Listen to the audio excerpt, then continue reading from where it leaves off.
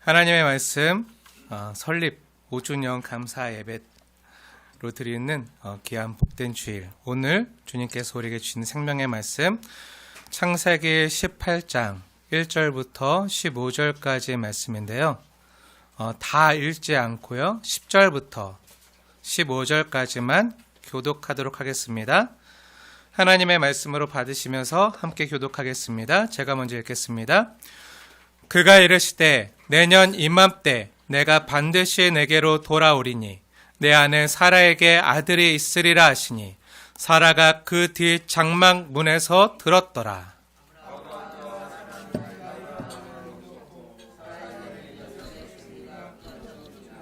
사라가 속으로 웃고 이르되 내가 노쇠하였고 내 주인도 늙었으니 내게 무슨 즐거움이 있으리요.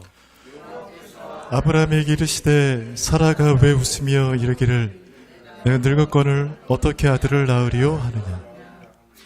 여호와께 능하지 못할 일이 있겠느냐. 기한이 이를 때 내가 내게로 돌아오리니 사라에게 아들이 있으리라. 사라가 두려워서 부인하여 이르되 내가 웃지 아니하였나이다. 이르시되 아니라 내가 웃었느니라. 아멘. 네, 주님의 말씀입니다. 오늘은 순빛교회 설립 5주년 되는 뜻깊은 주일입니다. 함께 창세기 18장 본문 말씀을 듣기 전에 잠시 감사의 고백을 하려고 합니다. 순빛교회 주인은요, 하나님이십니다. 사람이 결코 주인이 될 수 없습니다. 이 교회의 주인 되신 하나님께서 거룩한 주님의 이름을 위하여 이곳에 주님의 교회를 세우신 지 벌써 5년째가 되었습니다. 네, 돌이켜보면 하나님이 함께 해오셨음을 고백하지 않을 수 없습니다. 처음 개척 때부터 또 오늘까지, 여기에 이르기까지 모든 것이 주님의 은혜였음을 고백합니다. 여기까지 올 수 있었던 것, 주님의 은혜입니다. 그리고 주님 안에서 복된 성도님들 한 분 한 분 만날 수 있었던 것도 모두가 주님의 은혜입니다. 부족한 우리지만 주님의 몸으로 온전하게 또 건강하게 세워가시는 것도 모두 주님의 은혜입니다. 그 어느 것 하나 은혜가 아닌 것이 없습니다. 오늘도 주님이 주시는 은혜를 더 깊이 알게 되고 또 은혜를 깨닫고 은혜를 매일매일 일상에서 누리는 저와 복된 성도님들 되어지길 축복합니다. 오늘 본문에도 은혜 받은 사람이 행하는 일이 나타나고 있는데요. 오늘 본문에 보면 여호와께서 아브라함의 일상 가운데 찾아오신 것을 볼 수가 있습니다. 근데 아브라함이 뭐라고 고백하죠? 3절 한번 보세요. 3절 말씀 보면 내가 주께 은혜를 입었사오니 고백합니다. 아브라함은요, 하나님의 은혜로 여기까지 왔음을 고백하는 믿음의 사람인 걸 우리가 볼 수 있는데 축복합니다. 저와 여러분도 이렇게 아브라함처럼 우리가 살아가는 일상이 매일매일이 주님의 은혜입니다. 고백하게 되어 축복합니다. 근데 주일날 찾아온 게 아니라 그냥 본문에 보면 예배 드릴 때 찾아온 게 아니라 그냥 아브라함이 집에 있을 때 장막에 뜨거운 햇살을 피해서 장막 그늘에 있을 때 아브라함의 일상 가운데 하나님께서 예기치 아니하시게 찾아오신 것을 볼 수가 있어요. 우리가 17장 말씀에서 보았지만 아브라함이 하나님의 말씀대로 집안의 모든 남자들에게요 할례를 행하고 얼마 지나지 않은 날, 아브라함은 날이 너무 더워서 햇빛을 피해서 장막문에 앉아있을 때였어요. 어제도 많이 덥더라고요. 그렇죠? 네, 그제 많이 더웠는데 오늘은 또 추워요. 네, 일교차 심한데 건강 유의하시기 바라고요.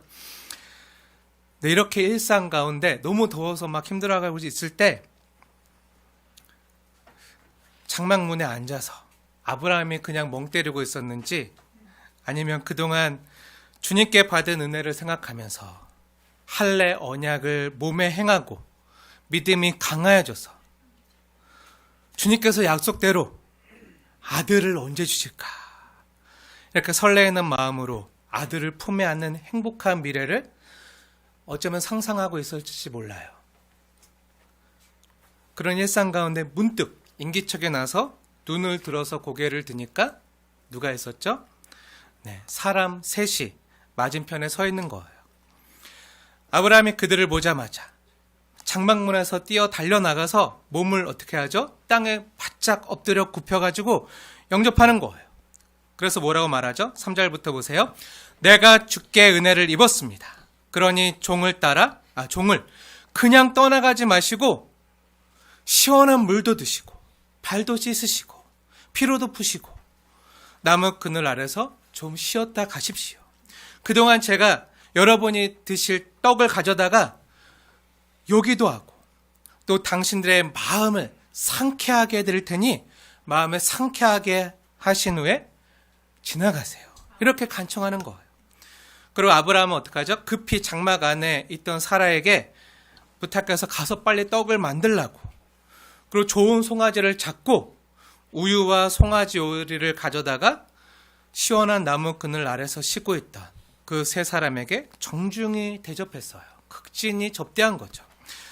그러자 그들이 아브라함에게 이렇게 말하는 거예요. 내 아내 사라가 어디에 있느냐? 이렇게 묻더니 내년 이맘때 내가 반드시 내게로 다시 돌아올 때 내 아내 사라에게 아들이 있을 것이다. 이렇게 말씀하는 거예요. 이 소리를 사라가 장막 문 뒤편에 서 있다가 들은 거예요. 그런데 그때 아브라함과 사라는 이미 나이가 많아 늙었고 사라는 이미 생리가 끊어져서 아기를 낳을 수 없는 그런 몸이 되어 있을 때였어요. 그래서 사라가 어떻게 하죠? 마음속으로 웃으면서 피식 웃으면서 아니 내가 이렇게 늙고 내 남편도 늙었는데 내 남편 100세야 100세 근데 내게 무슨 즐거움이 있으리요. 이렇게 속으로 생각할 때였어요. 네, 용서하고 들으세요. 네. 잠시 예를 들게요. 조금 각색하면 이복자 권사님에게 주님이 내년 이맘때 아들이 있을 것이다. 현준이 동생이 있을 것이다. 네. 이렇게 선언하시는 것과 마찬가지예요. 더 각색해 볼까요? 용서하고 들으세요. 우리 강성자 권사님께 내년 이맘때 아들이 있을 것이다. 주영이 작은 아빠가 내년에 태어날 거다. 네, 이렇게 얘기하는 거예요. 그럼 주영이는 작은 아빠를 이쁘다고 돌보겠죠? 네. 이렇게 선언하는 걸 들으면 어떠죠? 뭐지? 당황스러운 거예요. 네, 웃을 수밖에 없는 거예요. 아니 이게 뭔 소리지? 엄청 당황하겠죠. 이런 소리를 들으면 엄청 당황하겠죠. 그리고 제일 먼저 드는 생각은 아니 어떻게 그런 일이 내게 있어? 하고 아마 누구나 생각할 거예요. 그쵸? 지금 그와 같은 상황인 거예요. 그래서 사라가 얼마나 당황하고 이 상황이 웃기고 막 그렇겠어요. 그래서 자기도 모르게 그냥 피식 웃었는데 여러분도 방금 웃었잖아요.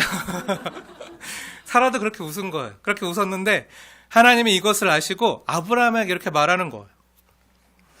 내 아내 사라가 왜 웃느냐? 왜 내가 늙었거늘 어떻게 아들을 낳을 수 있으리요 하고 왜 의심하느냐? 그러면서 여호와 하나님께서 뭐라고 말씀하시는 거죠? 14절 말씀 함께 읽겠습니다. 14절 시작. 여호와께 능하지 못한 일이 있겠느냐? 기한이 이를 때 내가 내게로 돌아오리니 사라에게 아들이 있으리라. 아멘. 사라가 이 장막 뒤편에서 이 말을 듣고 당황하고 겁이 나서 뭐라고 했을까요? 엄마들이 우리 자녀들이 막 게임하고 있는데 너 게임했지? 하면 막 후다닥 아니요 안 했는데요? 막 이러잖아요. 했으면서도 안 했다는 것처럼 네, 사라 역시 장막 뒤편에서 이 말을 듣고 있다가 하나님이 갑자기 사라에게 아브라함하고 얘기하고 있었는데 갑자기 사라에게 사라 너 왜 의심하느냐 하니까 너 왜 웃었느냐 하니까 당황했겠죠. 막 당황하고 겁이 나서 뭐라 그러죠? 아니에요 저 안 웃었어요 하고 거짓말하니까 하나님께서 뭐라고 하시죠? 아니라 내가 웃었느니라. 이렇게 말씀하는 거예요. 이게 오늘 우리가 함께 나눌 본문의 이야기인데요. 근데 우리가 지난주 창세기 17장 할례 언약 때 보아서 알듯이 아브라함도 처음에 하나님께서 사라가 내 아들을 낳으리니 그 이름을 이삭이라 하라 했을 때 아브라함이 하나님의 이 말씀을 듣고 처음에 어떻게 했죠? 웃었잖아요. 웃으면서 에이 말도 안 돼 하고 의심했잖아요. 근데 오늘 18장에서도 부부는 닮는다고 아브라함이 아는 사라 역시 똑같이 반응하고 있는 거예요. 근데 이렇게 하나님의 말씀을 의심하면서 불신하는, 또 웃었으면서도 안 웃었다고 딱 잡아떼는 사라에게 하나님께서 어떻게 대하시죠? 어떻게 대하죠? 어쭈 웃어? 이 녀석이? 하면서 막 너 나 의심해? 이것 봐라, 웃었는데 안 웃었다고? 아이고 한술 더 떠서 거짓말까지 하네? 너 나 우습게 보여? 아주 혼 좀 나봐야겠다. 이렇게 사라에게 말씀하시고 있나요? 아니죠. 그런 느낌이 아니잖아요. 그럼 뭐라고 말씀하시죠? 오늘 말씀의 제목이기도 한데요. 15절 말씀 보세요. 아니라 내가 웃었느니라. 이렇게 말씀하시는 거예요. 이 말씀하시는 느낌이 혼내거나 책망하는 느낌인가요? 아니죠. 요하나님도 이렇게 할 반응을 하시고 아니라 내가 웃었느니라 하고 편안한 느낌으로 미소 지으면서 내가 웃었느니라 말씀하시는 거죠. 너 웃은 거 내가 알거든? 이렇게. 네. 물론 사라와 아브라함은요, 아들 이삭이 하나님의 약속대로 1년 뒤에 태어났을 때 그 이삭의 이름을 부를 때마다 이삭아 할 때, 품에 안고 이삭아 할 때마다 이제 하나님의 말씀을 의심하지 말아야지 하면서 1년 전에 이때를 기억하고 회개하고 마음을 새롭게 했을지도 몰라요. 그렇죠? 여러분 이삭의 뜻이 뭐죠? 웃음이잖아요. 네, 너무 잘 알고 계신데 이삭 웃음이에요. 어쩌면 하나님의 약속대로 1년 뒤 이삭이 태어난 뒤에 아브라함과 사라는요, 이때 해프닝이 기억나서 서로 마주보면서 이삭을 품에 안고 서로 마주보면서 웃었을지도 몰라요. 우리가 그땐 그랬지. 아이고 우리가 참 믿음이 연약했지 하면서 그래도 하나님 은혜 주셨구나. 너무 소중한 이 선물을 주셨구나 하면서 막 서로 웃었을지 몰라요. 그 이삭이 빵긋빵긋 웃는 모습을 보면서 막 행복해서 이렇게 웃었을지 몰라요. 그리고 무엇보다도 하나님의 약속대로 아들 이삭이 태어나서 너무 기뻐서 자기도 모르게 웃었겠죠. 그럼 여호와 하나님께서 아니라 내가 웃었느니라 하신 이 말씀의 진의는 무엇일까요? 네, 하나님 사라에게 이렇게 말씀하시는 거예요. 사라는 지금까지 아무리 아들을 기다려도 없어서 힘들었잖아요. 어쩔 땐 여종 하갈에게 멸시와 고통까지 받기도 했잖아요. 그런 사라에게 하나님께서 책망하지 아니하시고 오히려 위로하시면서 그동안 많이 힘들었지. 난 모르게 많이 울었지. 아무리 기다려도 약속이 성취되지 않는 것 같아서 기다리다 지쳐서 난 모르게 눈물을 많이 흘리게도 했지. 사라야, 내가 너의 마음을 다 안다. 이제 내가 너의 슬픔이 변하여 기쁨이 되게 하고 고통이 변하여 웃음이 되게 하리라. 이렇게 지금 말씀하시는 거예요. 무슨 말이죠? 사라야, 내가 다시 너를 웃게 하리라. 이렇게 말씀하시는 거죠. 저와 여러분에게 사랑하는 아무개야, 너가 잃어버린 그 웃음을 내가 다시 찾아주겠다. 지금 이렇게 말씀하시는 거예요. 그야말로 진짜 복음인 거죠. 사랑하는 여러분, 이렇게 주님의 마음과 모습을 우리 역시 담기를 원합니다. 이 주님의 마음을 닮아가는 저와 여러분 되어지길 권면합니다. 우리 교회의 모습 또한 이런 주님의 마음을 닮은, 이 주님의 마음을 품은 교회 되어지길 축복합니다. 주님께서 어떻게 하셨죠? 거짓말하고 의심하고 불신하는 사라에게 책망하지 않으시고 어떻게 하셨죠? 네, 오히려 회복시켜주세요. 그 마음을 다 헤아려 주세요. 그리고 어떻게 하죠? 웃게 하세요. 웃음을 찾아주시는 거예요. 웃는 상태를 다른 말로 뭐라고 하죠? 막 웃는 모습을 한번 생각해 보세요. 이걸 세상에서는 행복이라고 하잖아요. 행복. 성경의 용어로는요, 샬롬의 상태예요. 샬롬. 가득 차 있는 상태죠. 기쁨이 가득 차 있는 상태. 주님은요, 우리를 웃게 하시고 행복하게 하시길 원하세요. 이 주님의 마음을요, 저와 여러분이 닮았으면 좋겠어요. 예를 들어 드릴게요. 만약 제가 우리 사랑하는 아이들과 학생들을 볼 때마다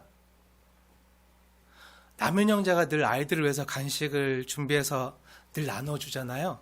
이런 것처럼 저도 늘 주머니에 막 초콜릿이나 사탕을 가득 담아두었다가 아이들 보일 때마다 수아야, 수아 거기 있니? 네, 수아야 이거 초콜릿인데 먹을래? 이거 초콜릿이라고 생각해봐요. 이거 단추예요.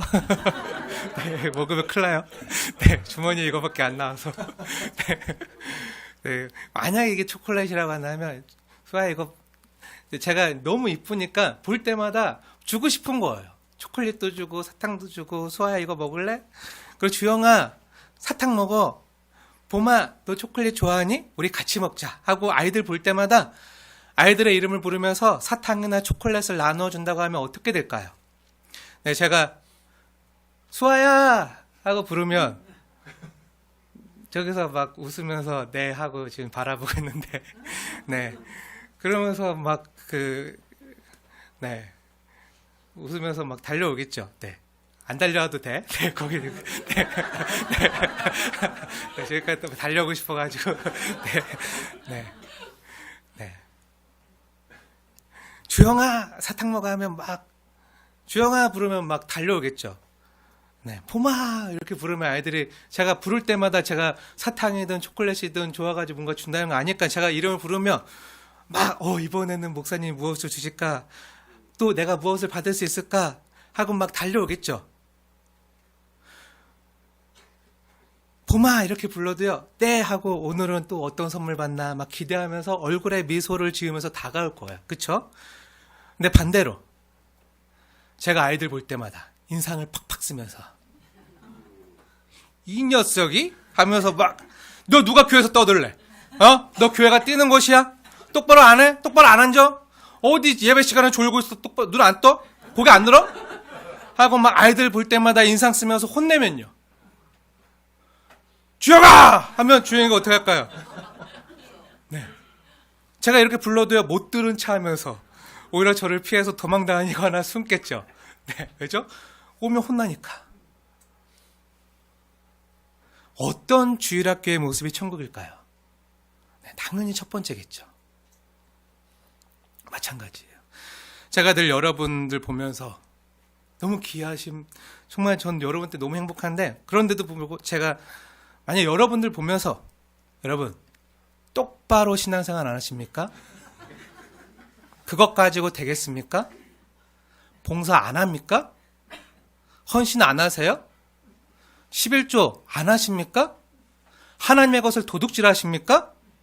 전도 안 하시나요? 말씀 안 보십니까? 기도 안 하십니까? 기도 안 하면 죄 짓는 건데 그 죄를 계속 범하실 겁니까? 하고 여러분을 믿지 못하고 맨날 책망하고 혼내고 가르치고 율법적으로 대하면 여러분들의 신앙생활은 어떨까요? 고달프겠죠. 설교 시간마다 맨날 혼나고 맨날 깨지고 막 이러면 막 너무 앉아있는 게 안절부절하고 막 피곤해지겠죠. 여러분의 교회 생활이 천국이 돼야 되는데 만약에 제가 여러분들 볼 때마다 맨날 화내고 닥달하고 채찍질하며 지옥이 될 수도 있겠죠. 여러분 만약에요. 여러분이 교회에서 누군가를 불렀는데 상대방의 모습이 별로 안 좋거나 나를 슬슬 피하는 것 같다. 이렇게 생각되면요. 아, 내가 주님의 마음으로 살지 못했구나. 내가 주님의 마음으로 지체를 섬기지 못했구나.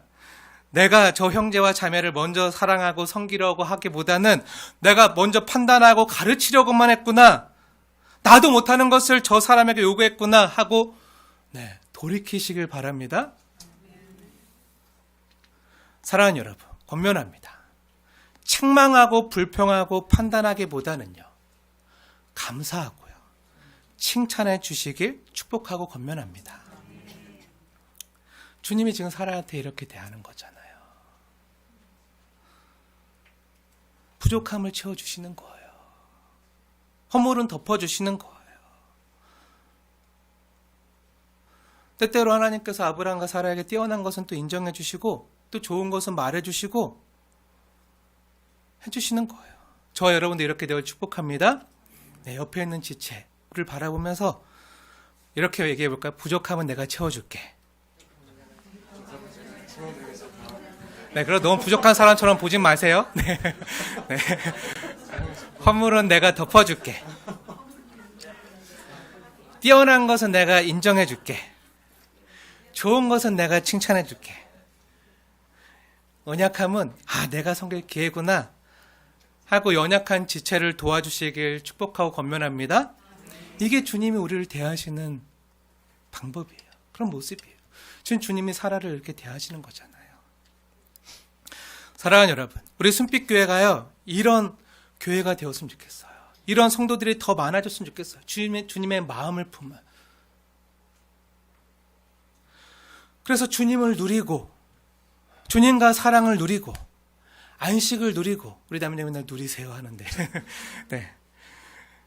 진짜 누렸으면 좋겠어요. 주님 우리에게 주는 복들이 너무 많은데, 주님이 우리에게 주신 기쁨을 누리고, 그래서 회복이 일어나고, 성도들 간의 교제를 누리고, 그래서 교회만 생각하면 막 마음 한편이 따뜻하고, 마음 한편이 막 행복해지고, 막 교회 가기가 기다려지고, 막 교회 가고 싶고, 교회 가면 나와 같은 아이 부르셨어요 하면서 막 주님께로 달려가고 싶어지는 그런 순빛교회가 되어지길 축복합니다.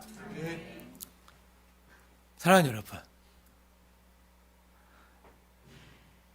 질문할게요. 여러분은 최근에 진짜 아무 걱정 없이 마음껏 행복하게 웃어본 적이 언제십니까? 네, 한숨이 나왔어요. 네, 웃어야 되는데 언제지? 한숨만 나오는구나. 내가 웃지 못하는 삶을 살고 있구나. 네. 네, 좋은 사람 만날 수 있도록 기도해 주시기 바랍니다. 네. 네.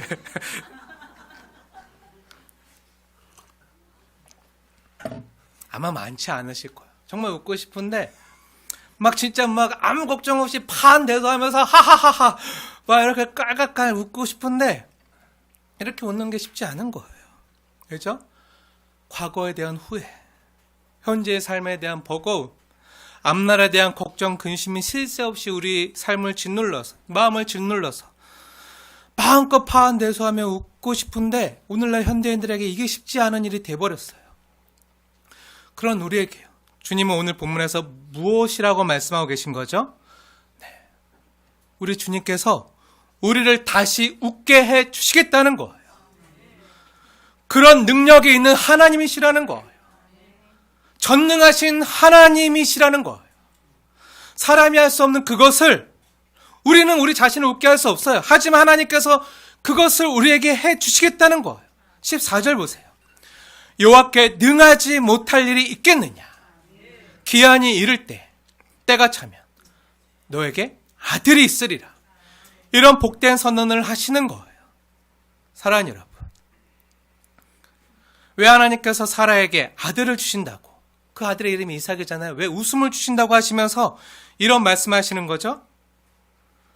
네, 이건요, 사람의 힘과 방법으로는요 도저히 안 되기 때문이죠. 우리가 지난주에도 보았지만요, 아브라함의 몸은 죽은 것 같았고 사라 역시 경수가 끊어져서 인간의 힘으로는 아들을 낳는 것이 불가능했잖아요. 그런데 하나님께서 이런 불가능한 시기에, 소망이 전혀 없는 시기에 아브라함의 씨를 주시겠다고 분명하게 밝히신 것은 그럴 만한 이유가 있어서겠죠. 그게 뭐죠? 네, 지난주에도 말씀드렸지만 신약성경 갈라디아서 4장에서 말씀하는 것처럼 이삭은요, 성령을 따라 난 자라는 거예요. 성령을 따라 난 자. 사람의 뜻과 방법으로 난 자가 아니라, 육체를 따라 난 자가 아니라 하나님의 성령을 따라 난 자라는 거예요. 그러니까 사람의 힘과 방법으로는 안 되는, 태어날 수 없었던 하나님이 나게 하신 자라는 거예요. 그러니까 뭐죠? 이삭은 하나님께로부터 난 자, 위로부터 난 자, 하나님의 뜻으로 난 자라는 거예요. 근데 약속은요, 약속하는 사람의 뜻과 의지의 표명이잖아요. 내가 너에게 내년까지 이렇게 해줄게 하면 그 약속에는요, 약속하는 사람의 뜻과 의지가 들어있는 거잖아요. 내가 내년까지 반드시 내가 너에게 이렇게 해줄 거야.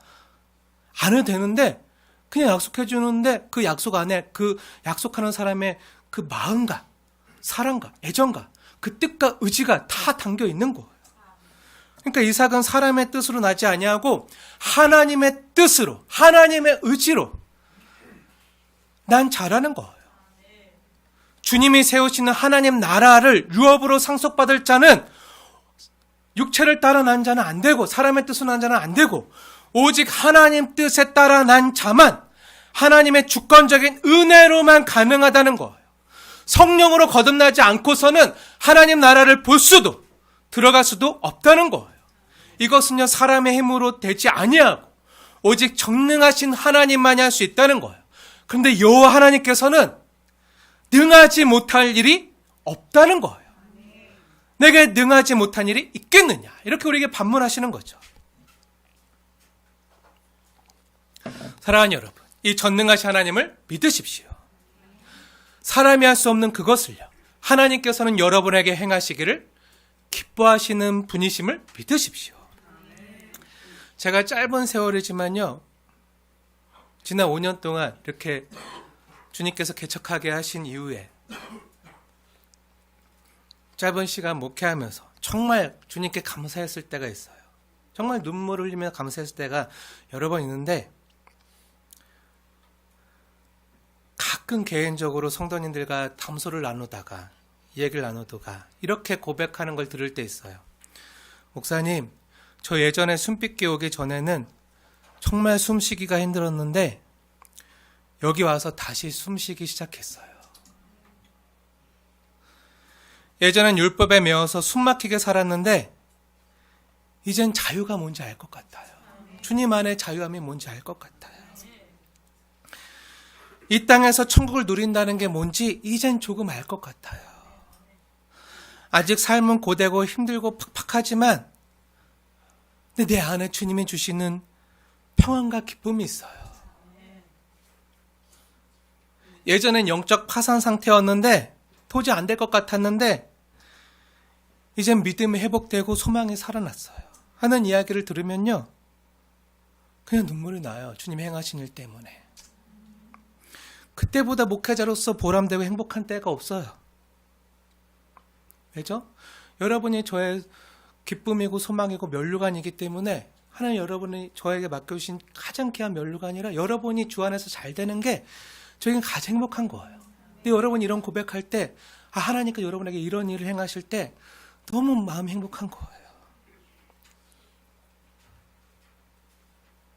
근데 이걸 누가 하신 거죠? 제가 한 게 아니죠. 다 이 교회의 주인 되시는 하나님께서, 전능하신 하나님께서 여러분을 불러서 우리 힘으로 할 수 없는 그것을 하나님께서 친히 사람이 할 수 없는 그것을 행하신 거죠. 근데 이런 것을 여러분의 삶을 통해서 고백하게 하시고 이런 것들을 보면서 참 나는 행복한 목회자구나. 주님, 제가 뭐길래, 제가 누구간데 이렇게 저를 선대해 주십니까? 주님 최고예요. 주님 짱이에요. 주님 사랑해요 하고 고백할 때가요, 많이 있어요. 이 기회를 빌어서 하나님께 먼저 감사와 영광을 올려드리고 또 성도님들께도 이런 고백을 할 수 있도록 조금씩 변화되어 가시는 성도님들께도 감사를 드립니다. 근데 오늘 하나님께서 사라를 대하시는 이 마음을 보세요. 주님의 마음을 보세요. 하나님이 사라를 책망하거나 혼내지 아니하시고 오히려 어떻게 하시는 거죠? 사라가 전혀 기대하지 않았던 예기치 않은 은혜를 주시는 거예요. 사라야, 내가 너를 웃게 하겠다. 너 방금 비웃었잖아. 근데 의심의 비웃음이 아니라 너가 진짜 행복해서 정말 얼굴에 정말 만면에 미소를 지으면서 또 때론 파한 데서 하는 그런 웃음으로 내가 너를 진짜 아무 걱정 없이 웃게 하겠다. 내가 너가 잃어버린 그 웃음을 회복시켜주겠다.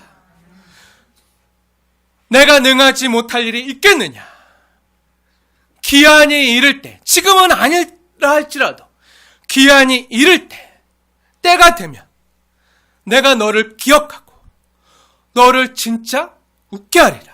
이렇게 지금 약속하시는 거예요. 사랑하는 여러분, 사라뿐만 아니라 오늘 이 말씀을 듣는, 하나님의 말씀을 듣는, 전능하신 하나님의 말씀을 받고 있는 저와 여러분에게도 전능하신 하나님께서는 동일하게 행하실 줄 믿습니다. 사랑하는 여러분, 축복하고 권면합니다. 요한복음 10장 10절의 말씀처럼요, 주님께서 우리에게 온 것은요, 우리를 찾아오신 것은요, 양으로 생명을 얻게 하고 더 풍성히 얻게 하려는 것인 줄 믿으시기 바랍니다. 성경 그대로 믿으세요. 주님은 이것을 위해 오셨어요.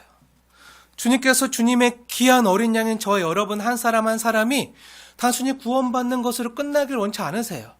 주님 안에서 진짜 천국이 무엇인지, 하늘에서 뜻이 이루어지는 것처럼 내 삶 가운데서, 일상 가운데서 천국이 어떻게 풍성하게 이루어지는지, 이 기쁨과 행복이 정말 마음껏 주님 때문에 웃을 수 있는, 물론 고난과 힘든 일이 있지만 그래도 주님을 믿기에 웃을 수 있는 담대함, 세상에 줄 수 없는 평안, 이것이 어떻게 누려질 수 있는지, 이 풍성한 하늘의 놀라운 은혜를 어떻게 하면 누릴 수 있는지, 그냥 누리는 정도가 아니라 풍성하게 젖어들어서 다 경험하고 느끼고 누리면서, 이걸 주님이 저와 여러분에게 원하신다는 거예요. 사랑하는 여러분, 우리는 먼저 받아야 되거든요. 풍성하게 은혜를 받아야 되거든요. 주님께 이런 복을 받아야 되거든요. 우리가 뭔가 일을 하고 뭔가 섬기려고 할 때도요, 받지 않으면 할 수 없는 피조물임을 기억하세요. 그러니까 받으세요. 받는다는 게 뭐죠? 누린다는 거예요. 누리세요. 신앙생활 하면서도 못 누리는 분 너무 많아요. 뭔가 자꾸 하려고 그래요. 물론 하나님이 사명 주시고 그 마음에 소원을 주면 해야죠. 열심히 열정을 다해서 해야죠. 근데 먼저 누리는 게 먼저예요. 누리십시오. 그냥 누리지 마시고 풍성히 누리세요. 그리고 주님의 사랑을, 주님의 선하심을, 주님의 인자심을, 주님의 은혜를 마음껏 누리세요. 그리고 주님께 잠겨서, 주님 감사합니다. 주님 사랑합니다. 내가 무엇이간데 이토록 나를 권고하시고 이토록 나를 사랑하신단 말입니까? 하고 시편 기자처럼 주님께 감사로 고백하는 걸 주님이 기뻐하시는 거예요. 근데 누리고 싶은데 이게 잘 안 되잖아요. 왜죠? 우리의 삶이 퍽퍽하고 삶이 고달프고 힘들기 때문에 누리고 싶은데,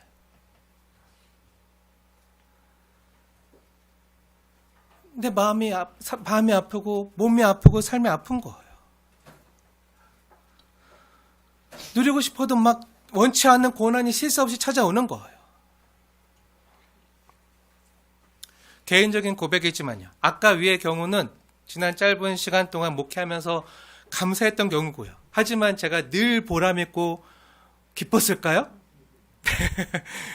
네, 물론 보람있고 기쁜 경우 훨씬 더 많았지만 늘 기쁘지만은 않았겠죠. 네, 때로 성도님들 중에, 또 성도님들의 가족 중에 질병에 걸려서 힘들어하는 것을 보면요, 저도 마음이 아파요. 저도 그 마음 그대로 주님께 기도로 무릎 꿇고 있는 자리에서 애통하면서 나아가는 거예요. 그리고 전능하신 하나님께 간절히 기도하는 거예요. 근데 기도하고 나서도 여전히, 아이고, 이 성도님 힘들어서 어떡하나, 어떡하면 좋지, 내 힘으로 할 수 있는 게 없는데 하나님 해주셔야 되는데, 정말 마음은 언니로 돼, 능력이 없구나 하면서 막 제가 어떻게 하고 싶은데 안 돼가지고 막 제가 힘들어하고 제가 근심 걱정에 휩싸여가지고 늘 우려하고, 그러면 절 보고 여러분이 힘이 날까요? 주일 예배마다 막 우울해가지고 힘들어가지고 어떡하나, 여러분 어떡해요 막 이런 힘이 날까요? 아니죠. 사랑하는 여러분, 축복하고 권면합니다. 내 옆에 있는 지체를요, 주님의 마음으로 지금보다 더 섬기고 사랑하시길 축복합니다.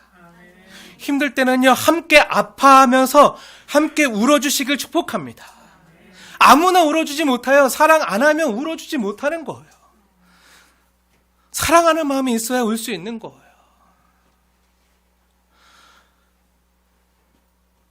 주님께 눈물로 간절히 나아가서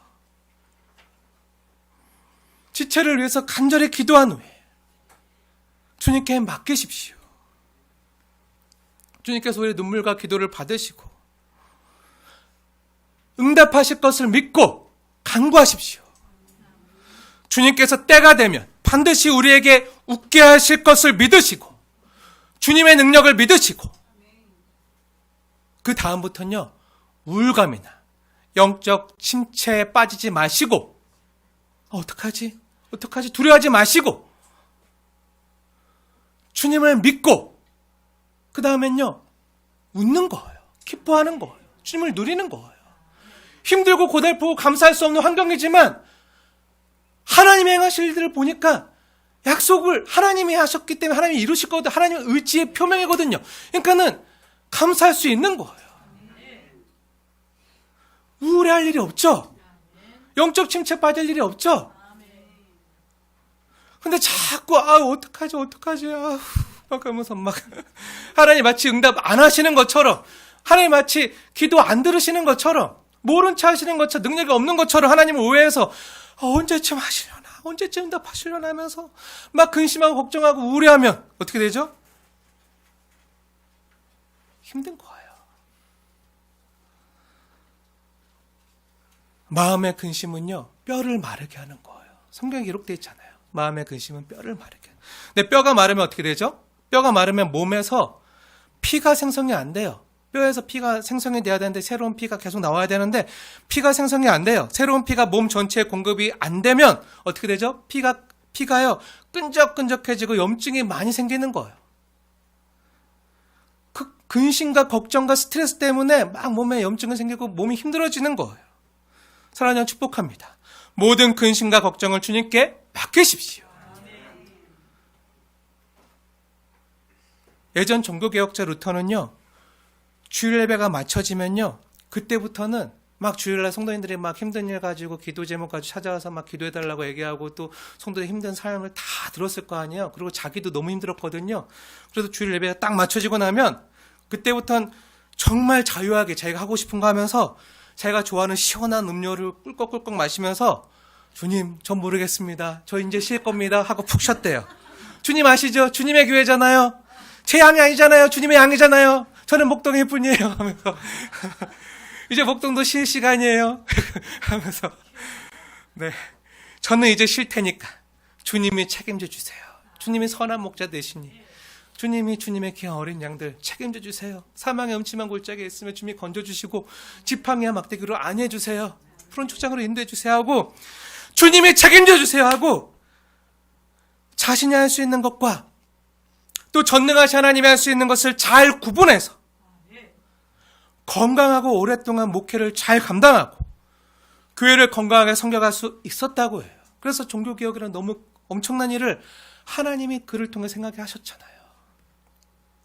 사랑하는 여러분, 내가 다 하려고 하지 마십시오. 내가 할 수 있는 것과 또 전능하신 하나님께서 하셔야 되는 것을 잘 구분하시고 창조주 하나님, 전능하신 하나님이 할 수 있는 것과 피조물이 한계만은 내가 할 수 있는 것을 잘 구분하시고 하나님이 하셔야 되는 것은 전능하신 하나님께 기도로 맡기시고 주님이 응답하실 때까지 믿음으로 기다리면 되는 거예요. 그리고 내가 할 수 있는 것은 최선을 다하는 거죠. 믿음, 그 하나님의 은혜, 내가 삶으로 반응하는 거예요. 근데 사실 내가 하는 것이라고 하지만 사실 내가 하는 게 아니죠. 주님이 은혜 주셔서 할 수 있는 거죠. 주님이 감당할 수 있는 힘 주시고 감당할 수 있는 건강 주시고 시간 주시고 재능 주셔서 할 수 있게 되어지는 거죠. 내가 하는 것 같지만 실제로는 주님의 은혜로만 가능한 거예요. 사랑하는 여러분, 이 전능하신 하나님을 믿으십시오. 주님의 때가 되면요, 다시 우리를 웃게 하실 하나님을 믿으십시오. 문제는 하나님이 아니라 하나님을 온전히 믿지 못하고 하나님의 때까지 기다리지 못하는 우리의 조급함과 의심이 문제인 거죠. 만약 아직 힘들다면요, 아직 하나님의 때, 하나님이 정하신 기한이 이르지 않아서인 거예요. 오늘 주님 말씀하시잖아요. 내 기한이 이르지 않았다. 기한이 차면 너가 아들을 낳을 것이다. 믿음으로 인내하며 견디는 자에게 하나님께서 반드시 웃게 하실 것을 믿으십시오. 그리고 하나님이 할 수 있는 것은 내가 내 힘으로 안 되는 거 있잖아요. 그건 주님께 맡기는 거예요. 우리가 사람의 마음을 움직일 수 있습니까? 사람의 마음을 동하게 할 수 있나요? 안 되죠. 우리가 사람을 구원할 수 있나요? 우리는 못해요. 제가 여러분을 불사르게 사랑해서 여러분을 위해서 제가 대신 여러분 대신 십자가에 못 박혀 죽는다고 해도요, 제가 십자가에 못 박혀 죽는 거로 여러분이 구원받지 못해요. 이건 하나님이신 예수님만 할 수 있는 거예요. 제 피는요, 아무도 구원 못해요. 예수님의 피만, 예수님의 보혈만 저와 여러분을 구원할 수 있는 거예요. 근데 제가 뭐라고, 내가 마치 하나님인 것처럼, 내가 예수인 것처럼, 내가 마치 메시아인 것처럼 내가 하면 안 되는 거죠. 이거 하나님께 맡겨드리는 거예요. 그래서 나는 그냥 주님의 발자취를 따라가는 거죠. 내 십자가 지고 주님이 걸어가신 길을 따라가는 거. 주님 닮은 모습으로 주님이 우리를 종이 되어 섬기셨던 것처럼 나도 내 옆에 있는 지체를 종이 되어 섬겨가는 거. 이건 우리가 할 수 있잖아요. 예수님이 그 사순절, 특히 고난주간에 제자들의 발을 씻겨주셨잖아요. 이건 우리도 할 수 있잖아요. 우리가 할 수 있는 것을 하면 되는 거예요. 섬기면 되는 거예요. 근데 하나님 할 수 있는 건요, 하나님께 맡겨주세요. 하나님께 맡기세요. 그리고 기도하시고 기다리시면 하나님이 웃게 하실 것을 믿으세요. 이게 믿음이에요. 믿음. 믿음이 좋다는 건요, 하나님이 할 수 있는 건 하나님께 맡겨드리는 게 믿음이에요. 내가 하려고 하는 건 믿음이 아니에요. 교만이에요. 가족의 영혼 구원이나 자녀 문제로 기도하는 분들이 계시다면요, 포기하지 마시고 주님의 때를 기다리면서 기도하십시오. 주님께서 우리를 다시 웃게 하실 것입니다. 지금은 잠시 잃어버린 기쁨이지만 때가 되면 다시 주님께서 찾아주실 것을 믿고 기도하시고 기다리십시오. 우리는 할 수 없어도 전능하신 하나님께서는 능치 못할 일이 없으십니다. 혹시 육신의 질고로 기도하는 분들이 계시다면 여호와라파, 치료하시는 하나님의 능력을 믿고 기도하십시오. 의인의 간구에 기뻐하시며 응답하신 하나님을 믿으십시오. 사람이 할 수 없는 그것을요, 주님께서 행하십니다. 이사야서 53장의 말씀대로 주님은요, 저와 여러분 한 사람 한 사람을 낫게 하기 위해서요, 웃게 하기 위해서 대신 질고를 지시고 대신 슬픔을 당하셨습니다. 왜 주님께서 찔리셨습니까? 왜 주님께서 눈물을 흘리셨습니까? 왜 주님께서 십자가에 달려 고통하면서 울부짖으셨습니까? 엘리엘라마 사박다니, 나의 하나님 나의 하나님 어찌 나를 버리시나이까, 이렇게 울부짖으신 것입니까? 왜 주님께서 징계를 받으시고 왜 주님께서 채찍을 맞으셨습니까? 왜죠? 네, 저와 여러분의 죄와 허물 때문이죠. 빌라도가 아니라 로마 병정이 아니라 저와 여러분의 죄악이요. 그 죄가요, 예수를 십자가에 못 박아 죽인 거예요. 그런 주님께서 왜 이런 일을 행하신 거죠? 죄로 인해서 비창과 비통에 빠지고 죄와 어둠에 신음하며 삶의 기쁨을 잃어버린 우리를요, 성경대로 낫게 하기 위해서, 고쳐주시기 위해서, 우리가 잃어버린 웃음을 다시 찾아주기 위해서 우리 대신 고통을 당하시고 우리 대신 슬픔을 당하신 거죠. 이 주님의 말씀을 믿으십시오. 이 성경을 믿으십시오. 이것을 믿는다면 우리에게 필요한 게 뭐죠? 나를 사랑하시는 정말 믿을 만한 주님을 의지하는 거예요. 지금은 때로 비탄과 슬픔 가운데 있더라도, 고난 가운데 있더라도, 고통 가운데 있더라도 내가 다시 너를 웃게 할 것이다. 아니라 너가 웃었느니라.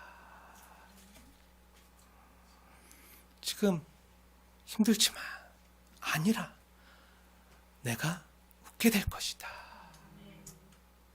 주님의 선포대로, 선언한 대로 저와 여러분 삶 가운데 그대로 이루어질 것을 믿고 기도하시고 그 약속을 붙들고 기다리십시오.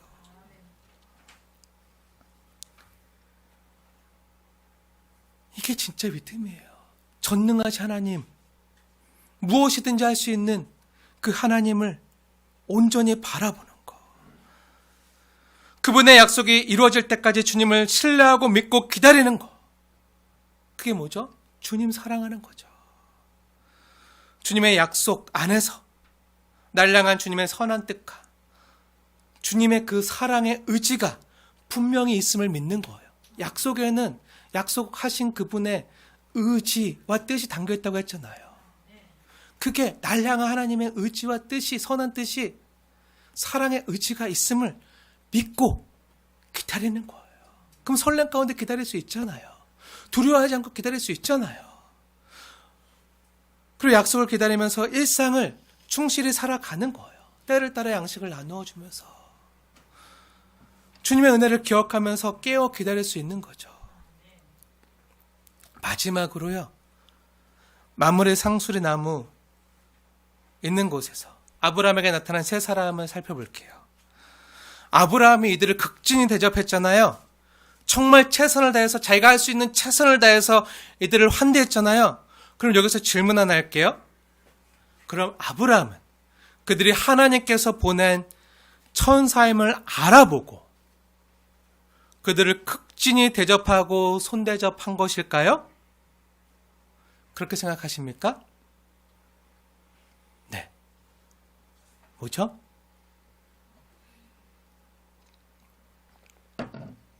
정답부터 말씀드릴게요. 아니에요. 아브라함은 처음에 하나님이 보낸 천사들인지 알지 못했어요. 하나님이 보낸 사자들인지 알지 못했어요. 알지 못한 채 그냥 대접한 거예요. 극진히 대접하고 손대접한 거예요. 아브라함은 처음에 그들이 누군지 몰랐어요. 그냥 지나가는 나그네로만 알았어요. 3명의 나그네. 더운 날 지나가는 나그네. 여호와 하나님이 보내신 천사들인지 몰랐어요. 근데 창세기 18장 보면 아브라함이 뭐라고 얘기하죠? 내 주여 하고 주님이라고 부르잖아요. 분명히 주님이라고 부르는 장면이 나오잖아요. 이건 무슨 뜻이죠? 이건 그만큼 아브라함이 그들을 섬기는 종처럼 아브라함이 최선을 다해서 그 나그네들을 극진히 대접했다는 거예요. 종이 되어 그들을 섬겼다는 거예요. 제가 왜 이렇게 말할 수 있냐면요, 이 창세기 18장 말씀을 해석한 신약 성경 말씀이 있거든요. 그게 뭐죠? 히브리서 말씀인데요. 오늘 창세기 18장 말씀 해석한 중요한 히브리서 말씀 다 같이 찾아서 볼게요. 히브리서 13장 말씀이요. 신약 성경 히브리서 13장 2절 말씀. 중요하기 때문에 다 같이 함께 읽겠습니다. 히브리서 13장 2절 함께 읽겠습니다. 시작. 손님 대접하기를 잊지 말라. 이로써 부지 중에 천사들을 대접한 이들이 있었느니라. 아멘. 네, 이게 누구에 대한 이야기죠? 네, 창세기 18장에 나오는 아브라함 이야기죠. 처음에 아브라함이요, 그들이 누군지 몰랐다는 거예요. 여호와의 천사들인지 몰랐다는 거예요. 근데 하나님께서 고아와 가부와 나그네를 잘 섬기라고 했잖아요. 그래서 지나가는 3명의 나그네를, 더운 날 힘들게 지나가는 3명의 나그네를 하나님이 보낸 천사들인지 모르고 극진히 귀하게 대접한 거예요. 아브라함이 이렇게 할 수 있었던 이유가 뭐죠? 3절 말씀 보세요. 뭐죠? 주님께 은혜를 입었기 때문이에요. 주님의 사랑을 입었기 때문이에요. 아브라함 안에 하나님이 부어주시는 은혜가 충만했기 때문이에요. 할례 언약을 하면서 믿음이 더욱더 강건해지면서 그 하나님의 은혜와 하나님께서 지금까지 내 삶 가운데 어떻게 오셨는지 그 은혜를 기억하고 그 은혜를 감사하면서 일상을 살다 보니까 그 하나님의 말씀이 그 안에 살아서 움직이니까 하나님이 나그네들을 귀히 여기시지 하면서 자신도 모르게 부지중에 하나님 보낸 여호와의 천사들을 대접하는 거예요. 우리가 성경 말씀대로 히브리서 말씀대로 하면 아브라함은 이 세 사람이 여호와의 천사들인지 몰랐잖아요. 그렇다면 창세기 18장 아브라함은요, 이 세 사람을 오늘 처음 보는 거예요. 그렇겠죠? 근데 그들을 어떻게 대하죠? 네, 주여하면서 그들의 종이 되어 섬기는 거예요. 그럴 수 있었던 이유와 근거와 힘이 어디서 나오는 거죠? 네, 주님께 은혜를 입은 데서 나오는 거예요. 우리가 주님께 뭔가 가득히 채워져 있어야지 흘려보낼 수 있는 거잖아요. 내 안에 아무것도 없는데 막 퍼주고 하려면 힘들잖아요. 근데 은혜가 부어지면요, 그냥 은혜가 오시기 때문에 네, 그냥 나는 가득 차 있는 상태에서 주님이 주시는 은혜를 흘려보낼 수 있는 거예요. 주님의 마음으로 극진하게.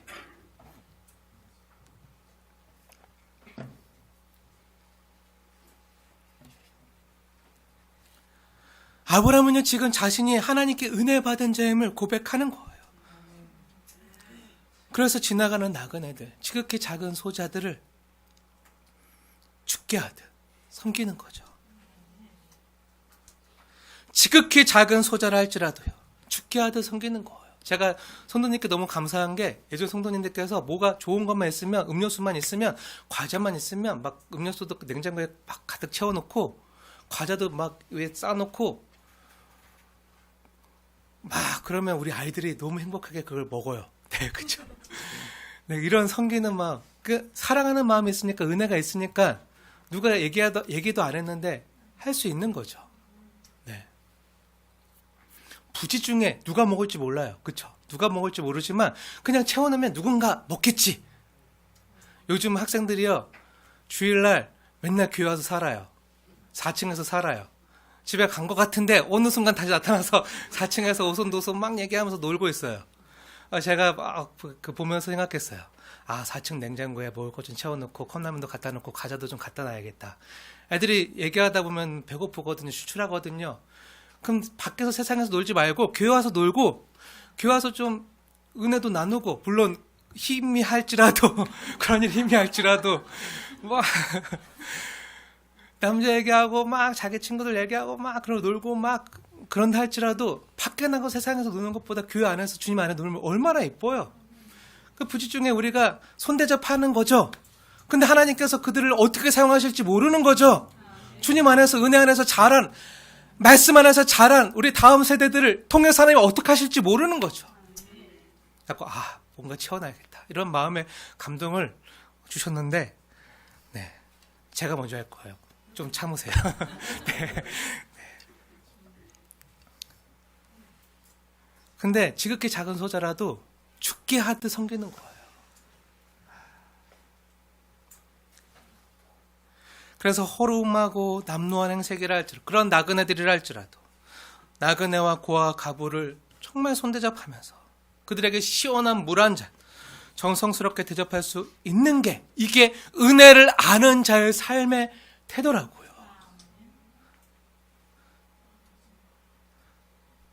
이 은혜가 없는 사람은 못해요. 은혜를 모르면요, 절대 할 수 없는 거예요. 왜? 내가 쓸 것도 부족한데, 앞으로 준비해야 되는데, 내가 쓸 것도 부족한데 어디 남한테 나누면 어디 있어? 하면서 은혜를 모르는 거죠. 나는 더 필요해, 난 은혜를. 네, 진짜 천박한 은혜를 모르는 자의 행동이고요. 하지만 은혜 안에서 사는, 은혜를 아는 자는요, 내가 없어도, 내가 부족해도, 작은 것이지만 주님이 주신 것으로 나눌 수 있는 거예요. 근데 나누면요, 행복이 더 커져요.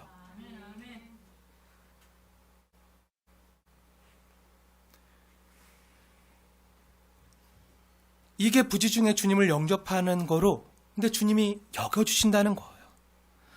이 말씀이 마태복음 25장에 나와 있잖아요. 감난산 강의 가운데. 양과 염소의 비유 가운데 예수님이 이렇게 친히 말씀해 주시잖아요. 마지막 심판날에 주님이 이렇게 말씀하시는 거예요. 아니 주님, 저는 주님께 그렇게 한 적이 없는데요. 이렇게 말할 때 아니다. 내가 저번에 지극히 작은 소자 한 사람을 너에게 보냈을 때 너는 그에게 시원한 물 한 잔을 주었지 않니? 그의 갈증을 채워주고 그가 헐벗었을 때 그에게 옷을 입혀주고 그가 병들었을 때 그를 돌봐주고 피로를 채워주고 그에게 무례 행하지 아니하고 모든 일을 주께 하듯 섬기지 않았니? 주님, 저는 주님을 그렇게 섬긴 적이 없는데요. 저 주님 본 적 없는데요. 이렇게 주님 앞에 와서 지금 처음 주님의 영광스러운 얼굴을 뵀는데요. 아니다. 지극히 작은 소자 한 사람에게 한 것이 바로 내게 한 것이다. 그러니 너는 이 하나님 나라의 기업의 상을 받고 영생에 들어가라 말씀하는 거예요. 사랑하는 여러분, 주님은 사람을 통해서 일하시고요. 역사하는 줄 믿으십시오. 내가 만나는 사람들을 다 죽게 하듯 섬기세요. 그들의 종이 되어 섬길 때 우리는 아브라함처럼 부지 중에 하나님이 보내신 자들을 손대접하는 거예요. 그리고 주님께서 그것을 대신 갚으시고 칭찬하시는 거예요. 주님의 기업을 우리에게 주시는 거예요. 단순히 천국에 가서만 죽어서만 누리는 게 아니라 이 땅에서 기업을 준다는 게 뭐죠? 이 땅에서 잘 되게 해주신다는 거예요. 근데 내가 조금 돈을 가졌다고, 경험이 많다고, 지위를 가졌다고 막 갑질하고 무시하고 함부로 대하면 안 되는 거죠. 내 자신이요, 주님의 은혜를 입은 것을 아는 자는요, 나도 아픔이 있지만 나보다 내 이웃의 아픔을 헤아려서, 내 친구의 마음을 헤아려서 그 친구의 마음을 깊이 공감하면서 채울함으로 함께 있어주는 사람으로요 바뀌는 거예요. 그리고 하나님의 아들이 나의 허물을 감싸주고 용서한 것처럼 나도 다른 이의 허물을 감싸주고 용서하는 사람으로 바뀌는 거예요. 이게 성화되어 가는 과정이에요. 그분이 임마누엘한 것처럼 나도 그들과 함께 있고 차가워진 그들의 떨리는 손을 꼭 잡아주고 그들의 이야기를 들어주는 거죠. 내 자신이 그 친구에게 뭔가 도움을 좀 주고 싶은데 큰 도움을 줄 수 없는 내 능력이 없는 것을 너무 안타까워하면서 하지만 대저 하나님께서는 능치 못하심이 없느니라 이것을 믿고 그 친구에게도 소개하면서 우리 함께 전능하신 하나님께 기도하자. 하나님이 우리를 웃게 하실 것이다. 이렇게 이야기할 수 있는, 또 주님께로 이끌 수 있는 그런 따뜻한 친구가 될 수 있는 거죠. 사랑하는 여러분, 저는 감히 능히 확신 있게 고백합니다. 주님께서 저에게 지난 5년 동안 여러분과 함께 이렇게 저에게 은혜로 대하셨어요. 여러분도 느끼셨잖아요. 주님 우리를 은혜로 대하셨구나. 그리고 우리를 조금씩 하나님의 사랑으로 변화시켜 주시는구나. 우리 함께 고백했으면 좋겠어요. 나는 아브라함처럼 하나님의 은혜를 입은 자입니다. 이제 은혜를 입은 제 차례입니다. 은혜를 받은 자로 주님께서 우리에게 보내주신 지체들과 앞으로 또 많은 영혼들을 보내주실 거잖아요. 그럼 같이 지극히 작은 소자를 할지라도 귀하게 섬겨주세요. 그리고 같이 밥도 먹어주시고 어떠한 사람이요 교회 와서요 혼자 한 달 동안 혼자 밥 먹으면요 그 다음부터는 안 와요. 함께 밥도 먹어주시고 밥 먹는 사람하고 먹지 마시고 새로운 사람하고도 밥도 먹고 네, 이야기도 하고 또 힘든 게 없는지 기도 제목도 물어보고 같이 기도해 막 이렇게 하는 그런 저와 여러분 되었으면 좋겠어요. 은혜 입은 자의 삶이 그렇거든요. 이제 저와 여러분의 차례입니다. 은혜 받은 자로 주님께서 우리에게 보내주신 지체들과 이웃들을 사랑하고 섬기는 저와 복된 성도님들 되시기를 주님의 이름으로 축원을 드립니다.